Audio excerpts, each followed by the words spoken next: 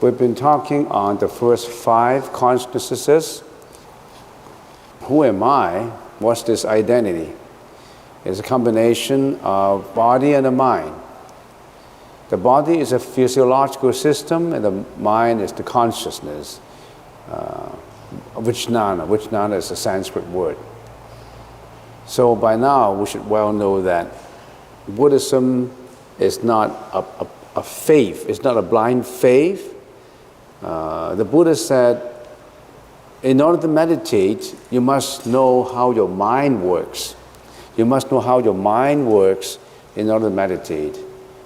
You can just sit there and meditate and don't know what's going on in the consciousness. So Buddhism is not a faith, it's not a blind faith, it's a study of your mind. In one sect of Buddhism, which is the Vijnana Matrata, is the study of one's own mind. So we've been doing that for a long time. So right now we continue and continue.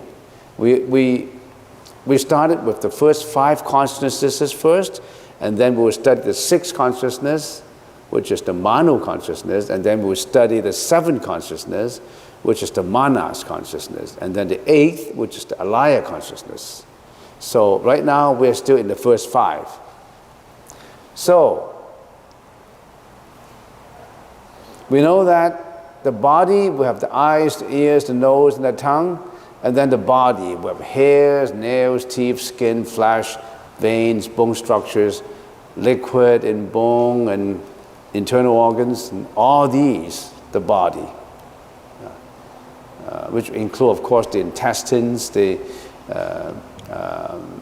heart, the blood, the circulation, everything, that's the body. Right? Why do we put eyes, ears, nose, tongue at the front end? Because they are the sensory organs that interact with externalities. So that's the reason why we put them in the forefront, so that we study the first 5 consciousnesses in detail. And then, of course, we have the brain, which is connected to the perception of it, the consciousness. So the body and the mind is connected together by the brain. The brain connects the body and the mind together.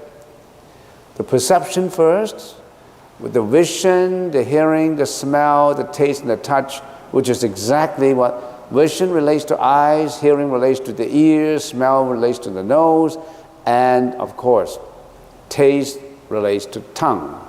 And then how about touch? Touch means the system's interaction, which relates to our internal organs and how the body works. So touch is not just touching, it's the interaction of all the body together. So that is the first 5 consciousnesses that we've been studying, which called it the first Vijnana, second Vijnana, third Vijnana, fourth, and the 5th Vijnana. Vijnana, we simply translate it as consciousness. And then we go on, of course, to cognition of it, which is the Mano consciousness, that's the 6th consciousness. Perception is not the cognition. Cognition is the rationalization, the intellectualization, the analysis, the decision making. So the first 5 is only a reception, a perception consciousness. And then we have the ego proliferation, which is the 7th consciousness, and in the Sanskrit language, it's the Manas Vijnana. And then, of course, we go on to the store consciousness, which is the Alaya Vijnana, the 8th consciousness. So these 8 consciousnesses include I, includes me, includes you, that's me. And the Buddha said, study yourself in detail so that you know how your mind works. And this has been studied since 2,600 years ago. The Buddha touched on physiology and psychology 2,600 years ago. So this is just a review. All right, then we've been studying it in 9 modes, categories. We studied how the first 5 perceive the world, how the first 5 consciousnesses get to know things, the modes of knowledge, the moral nature of it, the realm of its activities, and then right now we are at number 5. We already have spent a lot of time in 1, 2, 3, and 4. We spent about 30 hours, 40 hours on 1 to 4. Now we are doing concomitant mental functions. Number 5. We're doing number 5. Of course, after number 5, we still have to do number 6, 7, 8, and 9. Right now, we are doing number 5. What is number 5? Concomitant mental functions. That means when your first 5 consciousnesses interact with externalities, not just the consciousness, each consciousness itself interact. At the same time, there are some simultaneous, concomitant mental functions that help this consciousness to what? To interact, to express. And these mental functions are hidden inside of you. So, if we can give an analysis, an example, assuming each consciousness is a king. So we've got 5 kings in there, and all these concomitant mental functions are the ministers that help the kings to perform, to act, to speak, to do all kinds of activities. And we need to study these mental functions because these are responsible for you, for what you have done, for what you have said, for all the karmic energy that you created. Many of these ministers are really bad ministers. In this parliament, many of these are bad ministers, some are good ministers. All right, let's get into them. So, how many concomitant mental functions are there? There are 51. Now, remember, there's 51 in here, concomitant mental functions. Altogether, there are 51 mental functions. And out of these, the first 5 are omnipresent functions. That means it does not matter which consciousness is interacting with externalities. These are always present. They always work. They always generally active, the first 5. And the first 5 also, the first 5 consciousnesses also have this omnipresent mental functions. And then there are contingent functions. That means sometimes it relates to certain certain consciousness, and sometimes it does not relate to it. It's particular, it's contingent upon situations and objects. And then there are unwholesome functions, 26 of them. Unwholesome functions, we call them mental afflictions or delusions. There are 6 root delusions, 8 primary delusions, and 2 medium delusions, and 10 minor delusions. There are 26 of them. So if we're talking about ministers, there are 26 of these ministers that are unwholesome. And then there are wholesome functions too, 11 of them. And there are also 4 indeterminate, not sure. But in this case, the first 5 consciousnesses do not have indeterminate ones. They're all determined. Your eyes, when your eyes look at something, your eyes determined to look at. Your ears, for sure, you hear something. Your taste, for sure, taste something. So out of the 51 total concomitant mental functions, only 34 are applicable to the first 5 consciousnesses.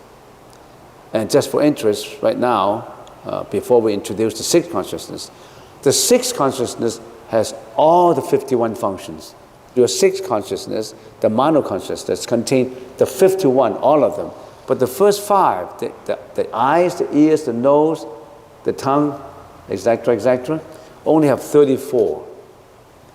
And just talking about it, you may not know, but I already have talked about all of them in my first few sessions, because you need to know them in the first few sessions. But right now, maybe it's just good to regurgitate it, review it very briefly for this session, so that you know what are these functions. So let's get to omnipresent mental functions. The first one is attention, the second one is contact. What is attention? The holding in thought of an object that has earlier been experienced, its function consists of keeping the mind on the object. That means the eyes have to pay attention to what the eyes are seeing. The ears have to pay attention for what the ears are listening to. So the eyes, the ears, the nose, the tongue, and the body, the interactions. In other words, if your first 5 consciousnesses do not pay attention, then there's no consciousness. If your eyes are looking at, say I'm looking at the clock, and I'm not paying attention to what I'm looking at, the fact that I'm seeing this clock, that such consciousness is never created because I never have paid attention to it. So that's consciousness not created. You gotta have attention. But when your senses are interacting, your senses will pay attention to it. So the attention is omnipresent mental functions. Is it good or bad? No such thing as good or bad. It's just attention. The second one is contact. Contact, that means your sensory organs, the object of the contact, and the consciousness, 3 of them are both created. Then there's such consciousness. There's a contact to it. The contact is the sensory organ, contact the object or situations, and then the consciousness is created when there is attention. In other words, if your tongue is eating, when you are very grief-stricken, you're so sad, you don't know what you're eating. You don't have that eating consciousness because you don't have the attention to it, even though you have the contact. So all these have to be present, omnipresent mental functions. In order for the consciousness to actually work out, all these 5 must be present. And actually, if actually you're doing it, all these 5 are present. Sensation comprises the 3 types: pleasurable, non-pleasurable, neither pleasurable or non-pleasurable. Sensation. Sensation is created in the process of the consciousness created. So you either feel pleasurable, or you feel non-pleasurable, or it's neutral. So when your eyes look at something, you like something, it's pleasurable. You hate it, you don't like it, it's non-pleasurable. Sometimes you don't have an expression, it's neutral. It's always this 3 nature. And they are named sensation because they are the causes of craving. There's something you like, you crave for it again. There's something you like to taste, you crave for it again. Something you like to smell, you crave for it again. Your body likes certain act, you crave for it again. You create craving. And that craving is the cause of suffering too. You crave for it. You're attached to it. Perception, ideation, this is the aggregate of ideas. Namely, the apprehension of marks such as it's blue or yellow, long or short, male or female, friend or enemy, and so on. It is that which grabs the marks of an object. It is the cause of reasoning and investigation. That's the perception part of it. You're perceiving it. When you're perceiving it, your eyes catch the marks of it. Your eyes determine, oh, this is blue, this is yellow, this is male, and this is female. So preliminary judgment. The eyes itself don't give full judgment. The full judgment belongs to the 6th consciousness. In other words, your eyes do not judge, oh, this is Mr. Cheng that I'm looking at, or this Mr. Cheng is a friend that I met many years ago in certain occasions. You don't go to history. Your eyes don't go to history. Your eyes only observe the present marks. So your eyes only see that person. Your eyes don't say, this is Janet, and Janet is sad now, Janet is happy now, or Janet looks beautiful now, Janet looks ugly now. They don't make the judgment. They just capture that marks and have a very preliminary differentiation. And the reasoning and the investigation would go a little further to the mind, to the mental consciousness, to the sixth consciousness. But there's got to be perception first before it goes to the sixth consciousness. So the last one is volition. Volition comprises evaluation such as decision-making and action. Here, an action is expressed through three general modes: bodily deed, speech, and thought. The karmas of deeds and speech have initiation of action as the basis, and thought has evaluation and decision-making as the basis. So in other words, volition, it renders the thought creative. It is a mental karma. The eyes, the ears, the nose does not have an in-depth volition. It is just preliminary. The in-depth volition goes to the sixth consciousness. But the eyes, the first five, has a little bit of volition into it, only the preliminary ones. So that's a general one. That's why we call it the omnipresent one. Now, so we have reviewed the five. So remember, it's attention, contact, sensation, perception, and volition. Now these are the five omnipresent mental functions that happen whenever your five consciousnesses are created in the process of your sensory organs get in contact with the objects. These are the five omnipresent, always present, simultaneous. All right. And then there are also the contingent ones.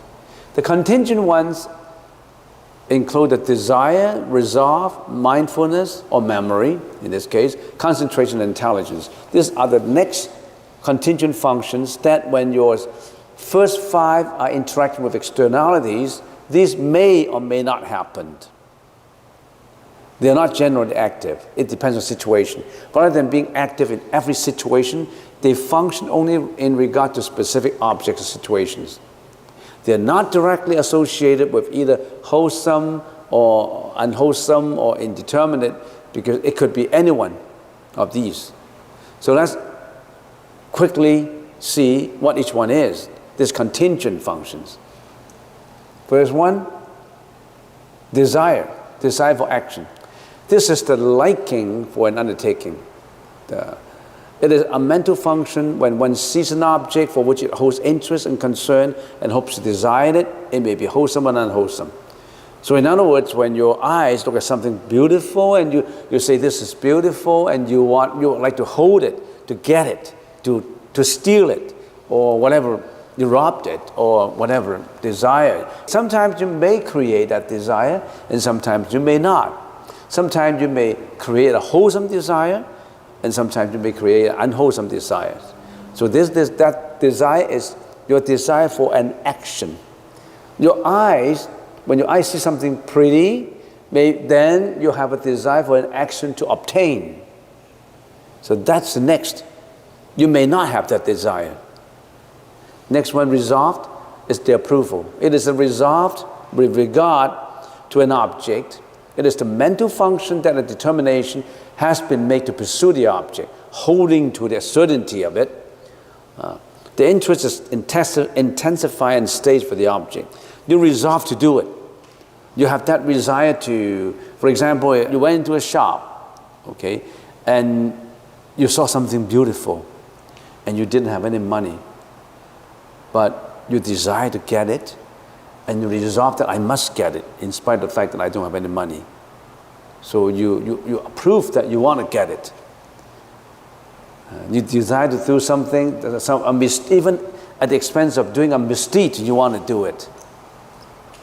And you listen to something, you listen to some music, you desire to have that music, and you resolve that I must have that music. So this is contingent upon what you want to do. And then mindfulness is you remember.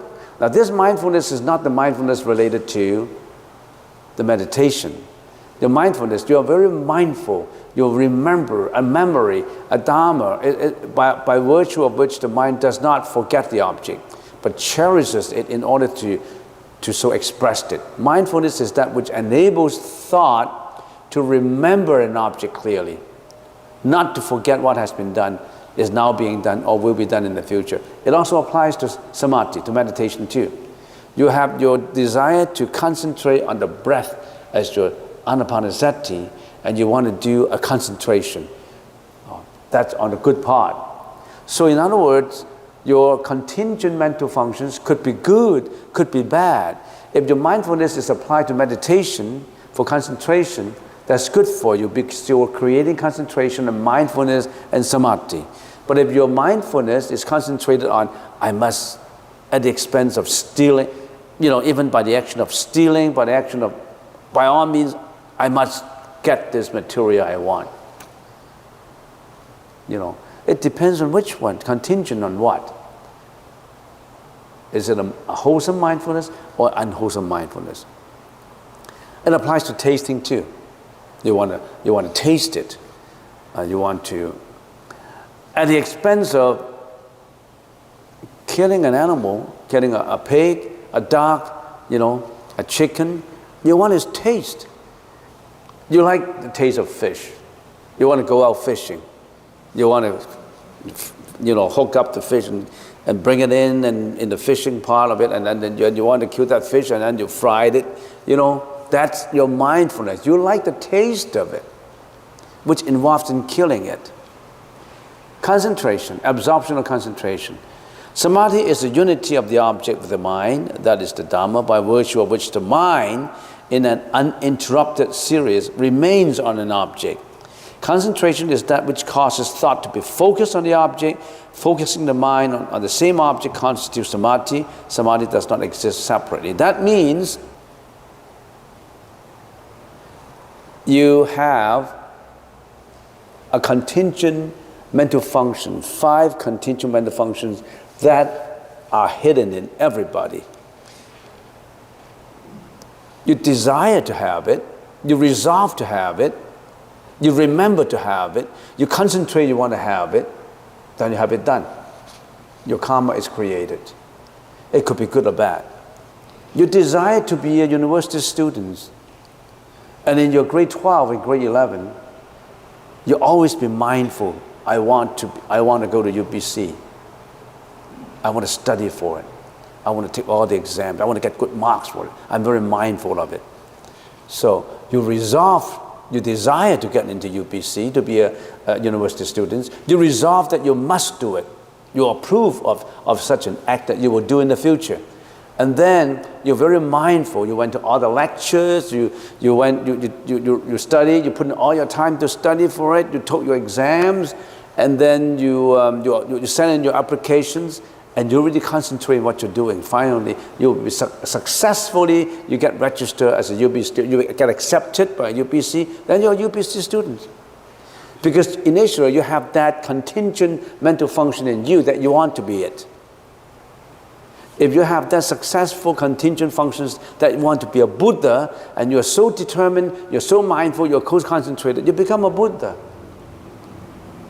Who do you want to become to be? It's all in your mental functions. If you think positively, then you do it positively. If you think negatively, you do it negatively. How do you educate yourself? Do you know that you have these ministers exist in you, in your parliament of mind?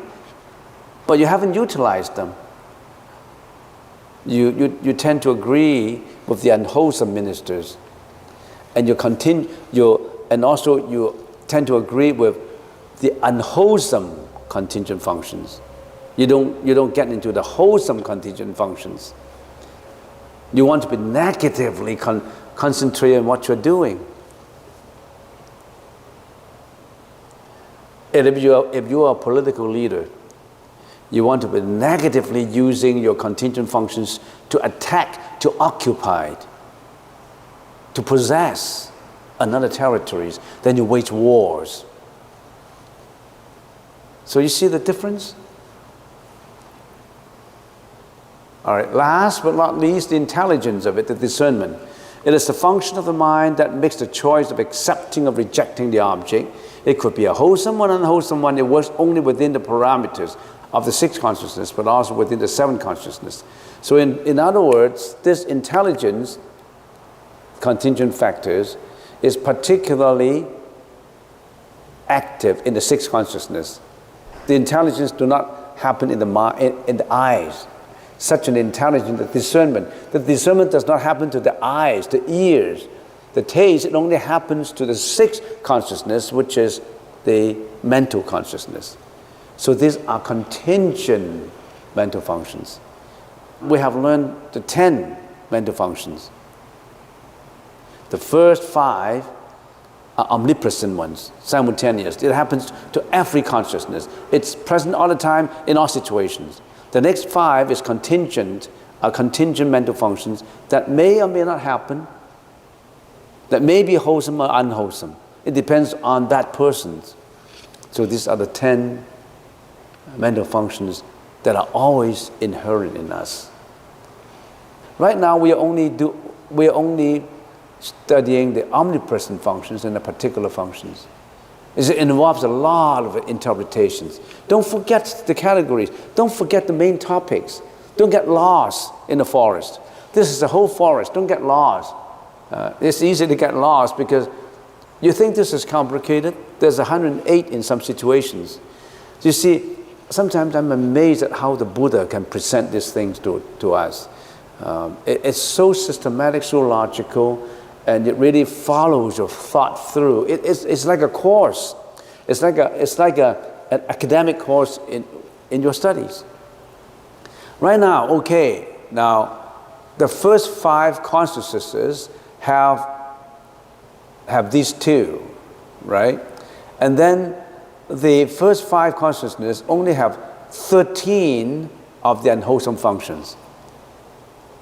The first 5. And all the 11 wholesome functions, and they do not have the 4 indeterminate functions.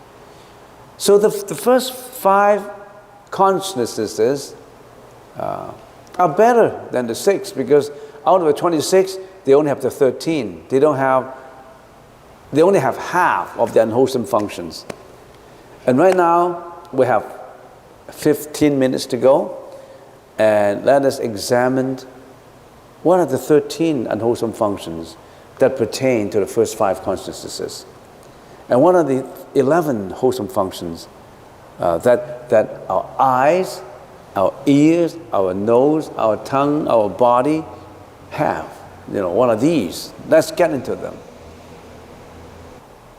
Unwholesome mental functions. So we have 6 root delusions, very basic ones. The root of all evil, we sometimes call them. The root of all evil. Some people say money is the root of all evils, or the urge for fame and reputation is the root of all evil. But these are the root: greediness, anger, ignorance, arrogance, doubt, and false views. These are the 6 root delusions that we all have in our consciousness, because our consciousnesses are tainted, are polluted. They all contain these, and they are in 2 categories too. Some of them mostly accumulated from the present life, because of the background, because of education, because of the family background, society background, because you all have this. Some of these. And some of them are brought forward from previous births, previous lives. And to eliminate the present ones, the present life delusions, are much easier than to eliminate all those are inborn ones that have been accumulated from eons ago, from many, many lives ago. They have been brought forward to now in our consciousness. Those are extremely difficult to get rid of because they have been grounded for millions of years. So we need to study them so that we know them. When you're doing meditation, when you are studying Buddhism, when you're studying about life, you have to know your weaknesses our weaknesses in order to improve. Needless to say, we don't just say, Buddha, you give me all the blessings. I want the best of the whole world. I want money, I want fame, I want health. I want everything to be the best. Yeah, you want everything to be the best, but you're craving for the worst. You feel with delusions. In the process of getting them, you hurt a lot of other people. You create new karma. But the Buddha said, look at the basic karmic delusions that are inside of us. Some of them, most of them, are inborn. That's the reason why when the baby was born, you think a baby is clean, like a white cloth clean? No. The baby already has a personality in there. Some babies react in different ways. Some babies have more jealousy. Some babies have less jealousy. They're all different because their accumulated inborn mental functions are different. Okay, and then what are these primary ones? Disbelief, laziness, indolence, thoughts wandering. You think you cannot concentrate in your meditation? You brought that habit from previous life. You cannot concentrate. You brought that habit from previous lives. And torpor, when you sink into torpidity, sink into dullness, forgetfulness, distraction, false understanding. And you stick to that false understanding. Now you also have shamelessness, no guilt. We call it the medium mental functions, unwholesome mental functions. The root mental functions are the very grounded ones. The primary are the very inferential ones. And now this medium mental functions also exist. We classify them as medium. Shamelessness and no guilt. You are shameless, for example, you may not perform something really harmful to others, so they are classified as medium. No guilt is just a feeling. I have a feeling of no guilt. It does not matter. I never say sorry. Whatever I have done, I stick to it. I've done bad things, but I stick to it. I never have any guilt. That's unwholesome mental functions. But they only happen inside of you, so that would be classified as medium. Now, what are these? Secondary ones. Hatred, vengeance. Hatred is expressed. Vengeance is hidden in you. Vexation, jealousy, harm, parsimony. You know what is parsimony? You never want to give. You never want to give out. You always assess, why do I have to give it out? This is my money. This is me.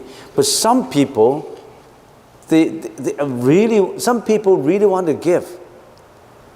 If they have $1,000 in their pocket, if they saw someone who need to be helped, they would give out 900.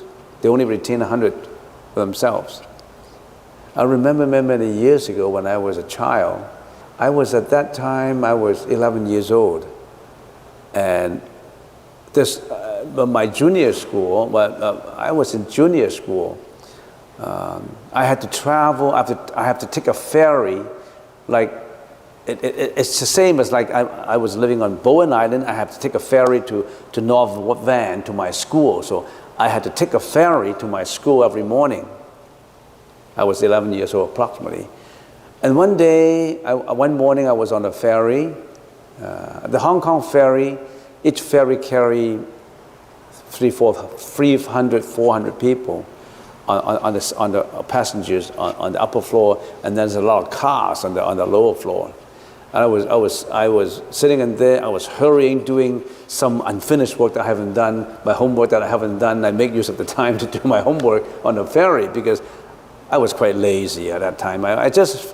I always count on having my homework, doing my homework, and then when I was doing it, I looked up and I saw a monk. A monk was having a bowl in his hand, and is going to every passenger begging for money. A monk shouldn't be begging for money. A monk should be going arms round for food, right? Was begging for money. But in my kind, small heart, I thought, this monk, he must get lost. He must be from mainland China. But at that time, there were a lot of mainland monks, coming from mainland China. They wanted to get away from mainland China. At that time, mainland China was quite relatively poor, underdeveloped. And many people rushed to Hong Kong. So I thought, this monk, he must have fled from mainland China to Hong Kong, and he was on his way. Maybe he didn't have any money for taking a bus or something like that. So every morning I was given by my mom $1.50 for my lunch, $1.50 for my lunch. And seeing that a monk needed the money, I gave him all the $1.50. Nobody gave him anything. So when he came the bowl to me, I saw looking at the bowl. There was nothing in the bowl. He was already going arms round to about 100. Almost, I was sitting at the back. It was going almost 100 and 200 people. I saw nothing in the bowl. So I put the $1.50 all in this bowl. And I still remember his smile. He smiled at me, and I still remember he didn't have any teeth in here. I still remember that gap. The front the three gap was what a smile. I could see a black hole in it. And that black hole still flashes in my mind, even up to this day. So he didn't have any money. Nobody wanted to give him any money because they were so suspicious of monks going on arms round in the morning.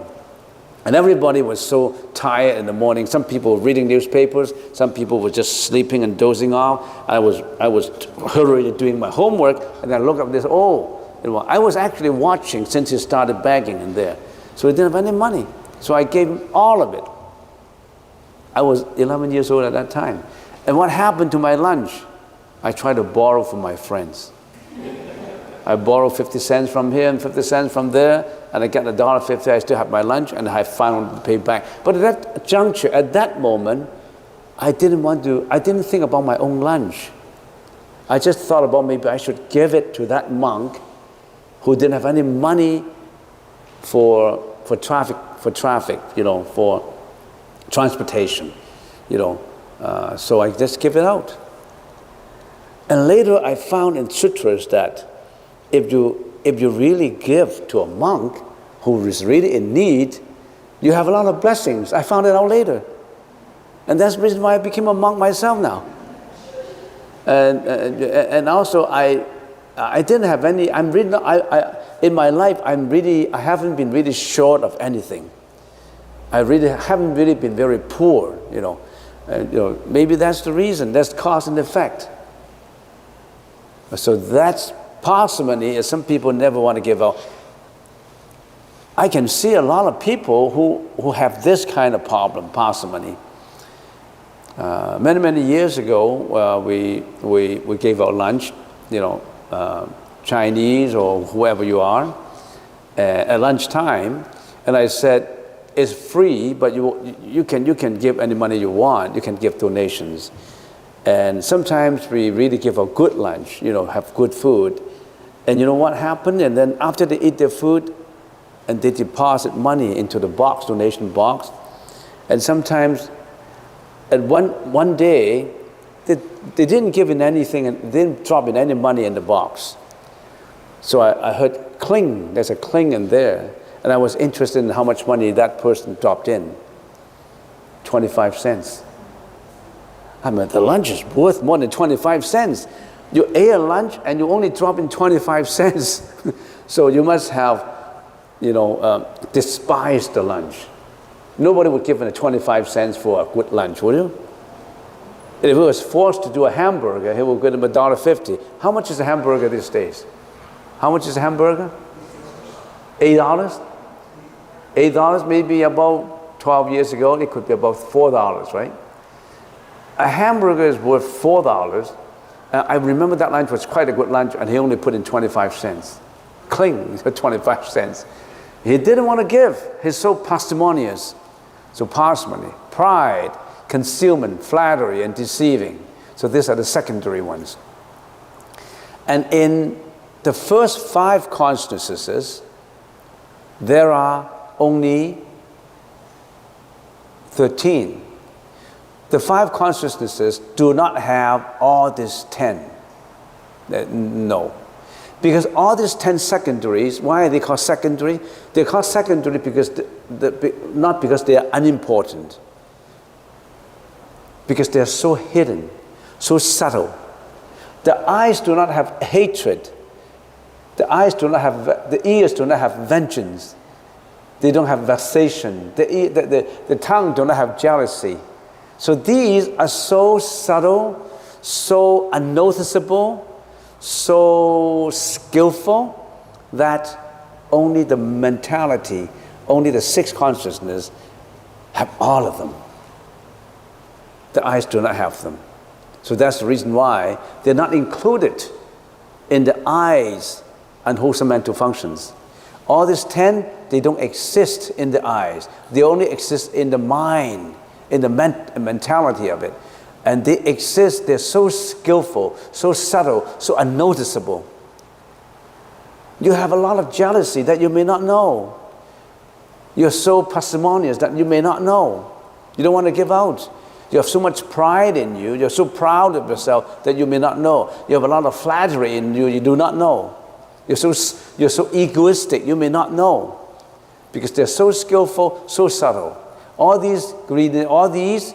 Now, also, the eyes have greediness, anger, ignorance, and ignorance.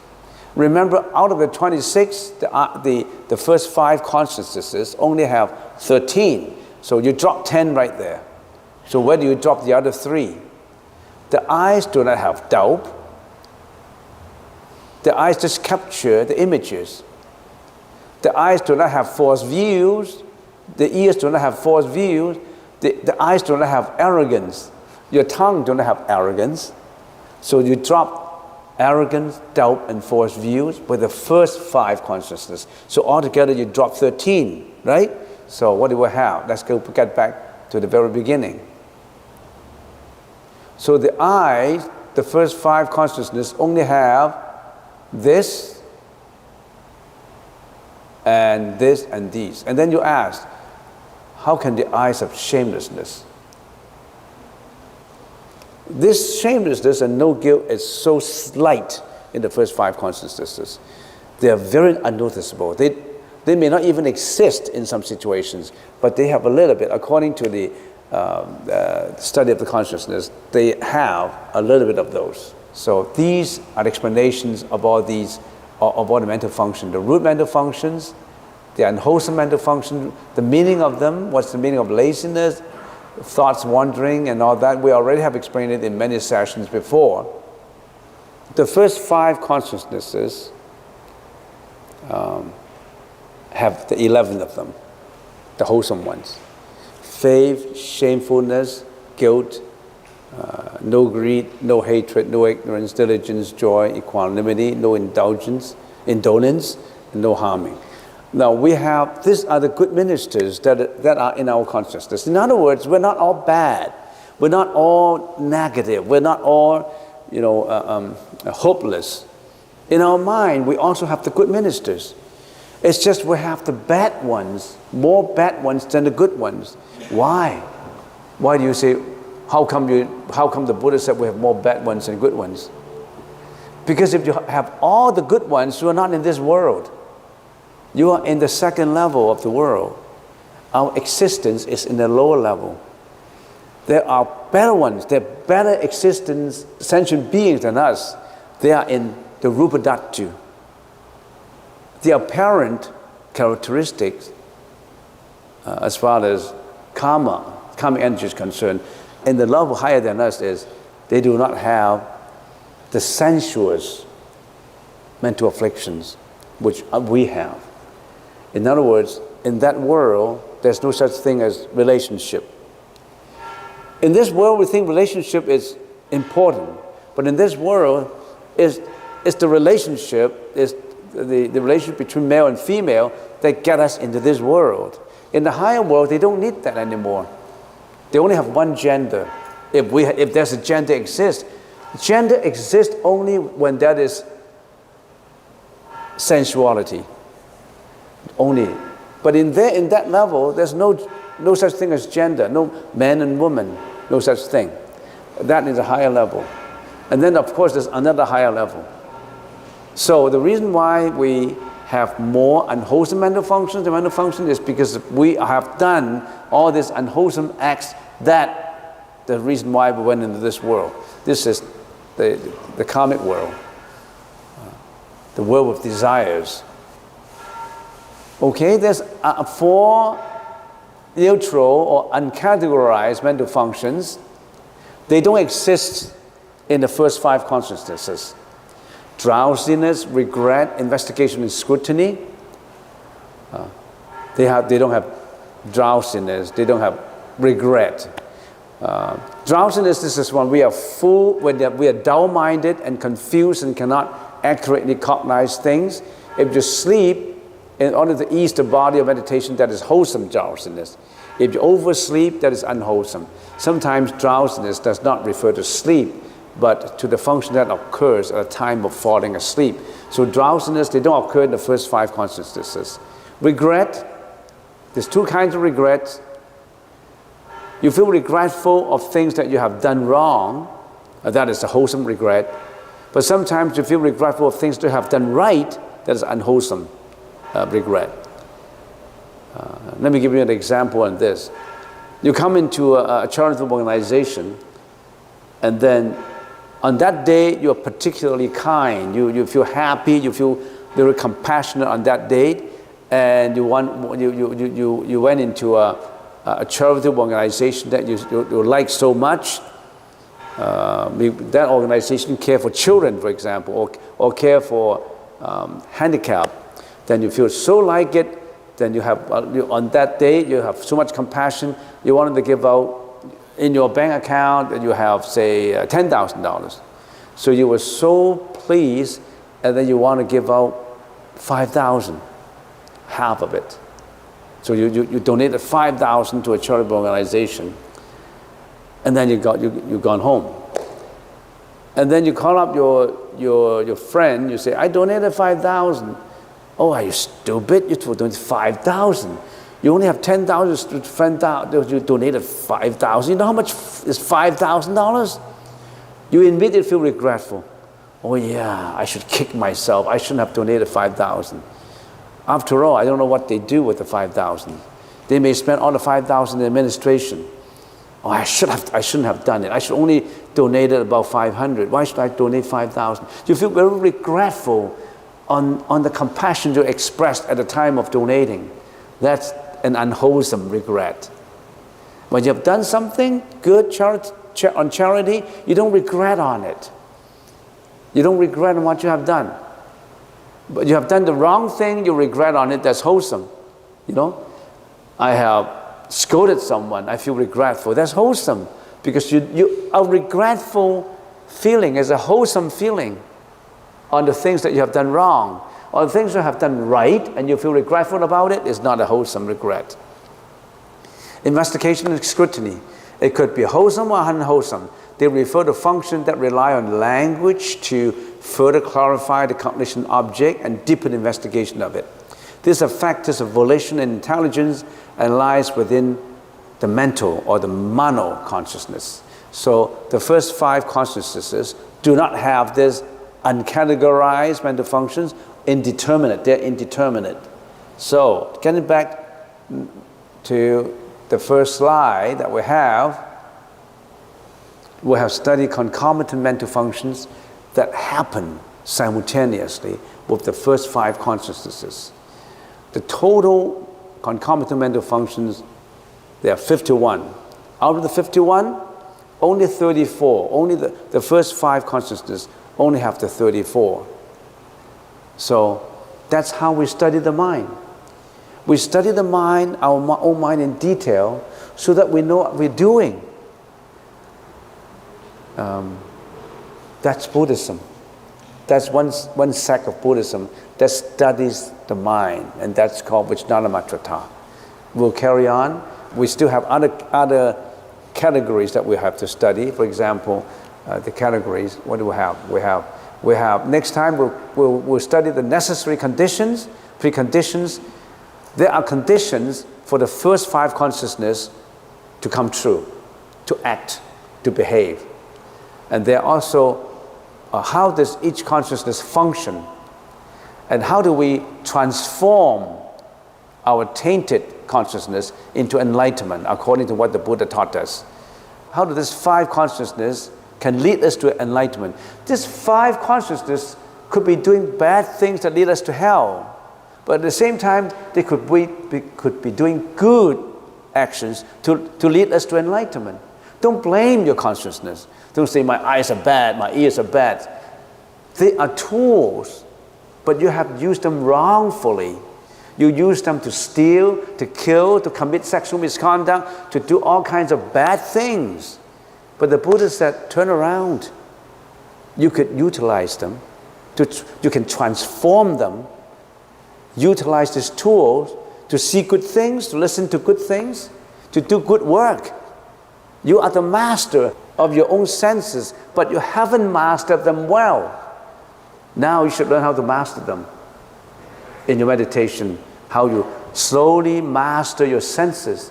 Why are you taking meditation? Because just of good health? Just give you peace of mind? You learn how to master your own senses. That's what the Buddha taught us.